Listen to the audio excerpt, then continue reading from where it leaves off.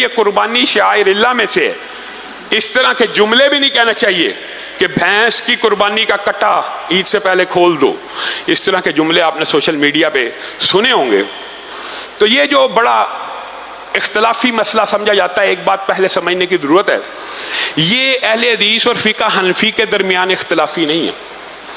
یہ بعض اہل حدیث علماء میں بھی اختلافی ہے اور بعض احناف کے علماء میں بھی اختلافی ہے. اختلاف کیا ہے؟ اختلاف یہ ہے کہ جی بھینس اور کٹا گائے کی جنس میں سے ہیں. جو اس کو حلال سمجھتے ہیں قربانی کے لیے، ان کا دعویٰ یہ ہے کہ بھینس اور کٹا گائے کی جنس میں سے ہے. یہ دلیل دینا ان کے اوپر واجب ہے. وجہ کیونکہ قربانی کے لیے اللہ رب العزت نے 4 جوڑوں کو حلال کیا قربانی کے لیے.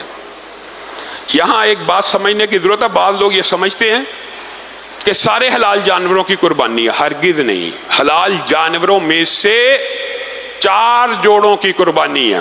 من الابل اثنین، اونٹ میں سے، بقر اثنین، گائے میں سے یعنی نر مادہ، اونٹ اونٹنی، بکرا بکری، چھترا اور چھتری، اور دمبا رسول اللہ کی حدیث کے مطابق. ان 4 جوڑوں کے بعد دمبا جو ہے وہ رسول اللہ کی حدیث کے مطابق ہے. اب قربانی انہی 4 جوڑوں میں ہوگی. اب انہی اگر 4 جوڑوں میں ہوگی تو کوئی بھینس کی قربانی کرے گا تو آپ اس کو کہیں گے بھائی بھینس تو گائے نہیں ہے. وہ لا محالہ آپ کو جواب دے گا بھائی یہ گائے کی جنس ہے، تب ہی قربانی ہوگی. دلیل سمجھ گئے؟ اگر بھینس گائے کی جنس ہے تو ہی قربانی ہے، اگر گائے کی جنس نہیں ہے تو قربانی نہیں ہے. یہاں پہ ایک مسئلہ سمجھ لیجئے. سائنٹیفکلی، عقلی اور منطقی طور کے اوپر کسی جانور کی دوسرے جانور سے شکل ملنا یا صرف نام ملنا اس کو اس جانور کی جنس میں شامل نہیں کرتا. بھینس جی گائے کی جنس میں سے ہے. دلیل کیا؟ اس دور میں نہیں تھی عرب میں، لیکن اس کی شکل و شباہت گائے سے ملتی ہے تو اس لیے یہ اس کے ساتھ ہے. اس کے اوپر زکوٰۃ کا وہ حکم لگتا ہے جو گائے کے اوپر لگتا ہے، اس لیے وہ اس کی جنس میں سے ہے. یہ 2 دلیلیں ہیں جو دونوں دلیلیں اگرچہ علماء کی ہیں لیکن دوسرے علماء کے موقف کے مطابق یہ دلیلیں باطل ہیں. گائے اور بھینس کی جنس سائنٹیفکلی کروموزومز کے اعتبار سے بھی فرق ہے اور عقلی اور منطقی اور ظاہری طور پہ بھی فرق ہے.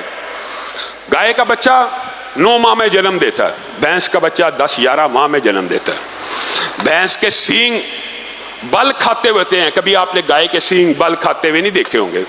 بھینس کیچڑ پسند، پانی پسند جانور ہے. گائے صفائی پسند جانور ہے. کبھی آپ گائے کو دریا میں یا کیچڑ میں لوٹ پوت ہوتے نہیں دیکھیں گے. بھینس کو آپ چھوڑیں سب سے پہلے کیچڑ میں جائے گی اور پانی میں جائے گی.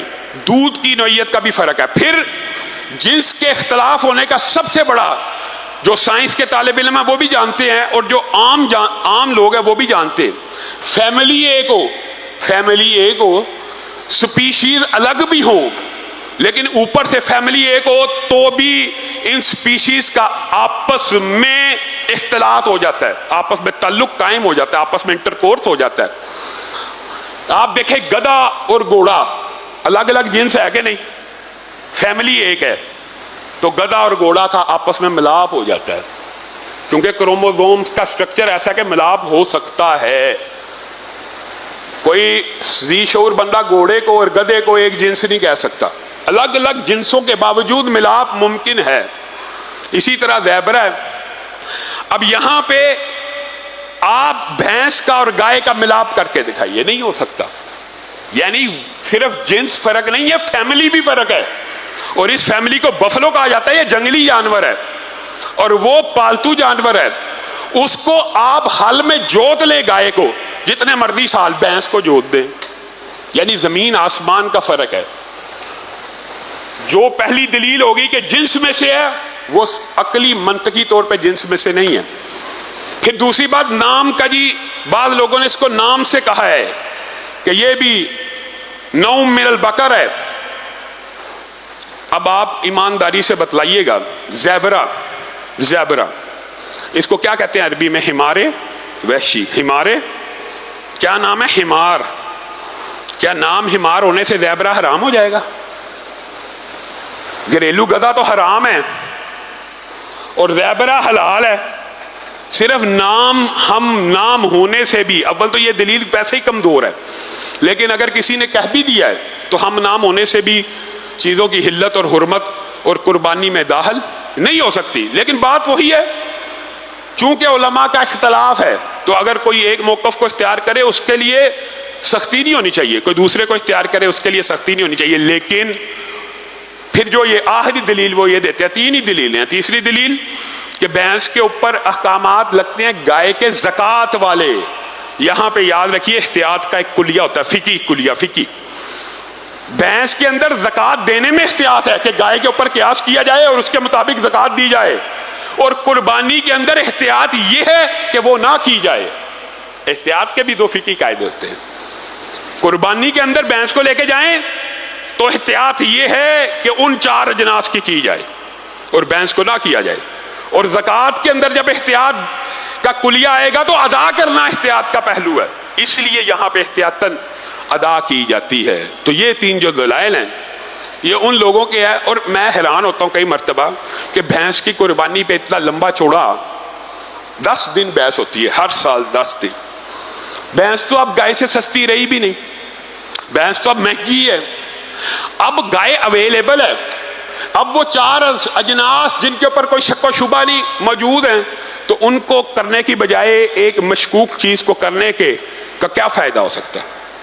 کوئی فائدہ نہیں۔ اللہ رب العزت جو کہا گیا، جو سنا گیا، اس کو سمجھنے کی توفیق عنایت فرمائے۔ اگر کسی ساتھی کے ذہن میں قربانی کے حوالے سے کوئی اور بھی سوال ہو تو وہ کر سکتا۔ ہاں، میرے ذہن میں ایک اور بات آ گئی، ساتھیوں نے بھی پوچھا تھا، گائے کے اندر 7 حصے ہوتے ہیں، اونٹ کے اندر اگر آپ چاہیں تو 7 حصے بھی رکھ سکتے ہیں اور 10 حصے بھی رکھ سکتے ہیں، 7 حصے بھی اور 10 حصے میں بھی، یہ اللہ رب العزت کی طرف سے آسانی ہے۔ پھر گائے کے اندر کیا 2 حصے عقیقے کے رکھے جا سکتے ہیں اور 5 حصے قربانی کے؟ آپ قربانی اور صدقے کو ملا رہے ہیں، نہیں رکھے جا سکتے، حتیٰ کہ حالی گائے کے اندر عقیقہ کیا نہیں جا سکتا۔